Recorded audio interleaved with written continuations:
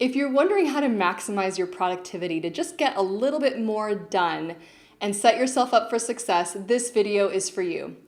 I'm Sylvie McCracken from sylviemccracken.com and the creator of Create Passive Income with eBooks. And today I just want to touch on something that's been on my mind a lot, which is productivity. Now, here's the thing. We all work a little bit differently. So if I told you what works for me, it may or may not work for you. So I'm not going to do that. I'm going to give you a few different ideas, and I'm going to point you to a quiz and a book that is going to help you determine how you function best. So one of my favorite books this year has been Better Than Before by Gretchen Rubin, and it's all about habits. And in her book, she determines 4 different types of habit formers.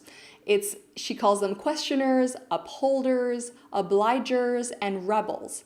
And these 4 different types of people work in very different ways. The cool thing about this is that once you figure out what works for you or which one you are, you can kind of hack things to set yourself up for success.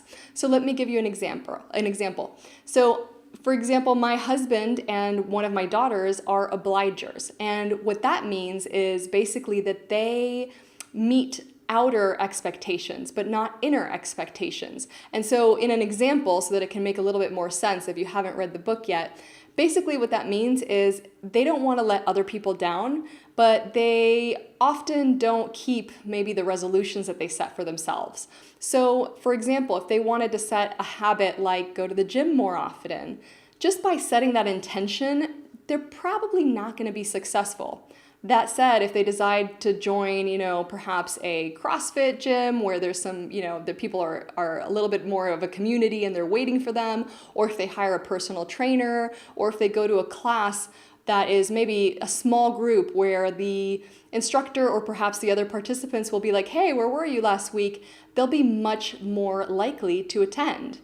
Right? Now that wouldn't necessarily be the case for, let's say, a questioner, because a questioner, for example, is someone that wants to know why and wants to know, but does this make sense? And if it doesn't make sense, or if they don't think that the trainer perhaps knows what they're doing, it won't work for them because they're a person that really needs to understand the reasoning behind everything before they decide whether or not they're going to do it. So I'm actually a rebel, which is the trickiest one of the 4, I think, because we're a little bit of a combo bag of, a bit of a mix of all the other tendencies, it seems. And so a lot of the times we're unpredictable, and it's really hard to determine what's going to work for us in certain instances. So to go with the gym example, for example, for me, I do feel a little bit more accountability when I have a trainer or a class, an instructor, or, people that I see regularly at the gym that are going to say, hey, where were you last week? I do feel a little bit more of an accountability. It doesn't make me an obliger. I'm also a bit of a questioner because if I don't trust the trainer or I don't really respect him or her or their abilities, I'm not likely to want to continue working out with them. And also just some days I just plain don't feel like doing whatever is on my to-do list. So there's a little bit of that. So that's a little bit trickier. So my first suggestion to you would be to figure out which one of these 4 you are so that you can start using ways that will actually work for you. So there's 2 ways you can do this. First, I would like you to take the quiz, which is at gretchenrubin.com, and you'll just see quizzes and you'll be able to take it there, and I'll also link to it below.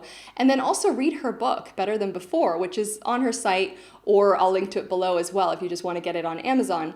But I think that this is one of the key things that I think I struggled with for so long, which is trying to just take other people's productivity tips and apply them and think they would work. So if you're a rebel, if I told you this is exactly what you need to do every day of the week, Monday through Friday, in order to set yourself up for success, chances are you'd blow it off.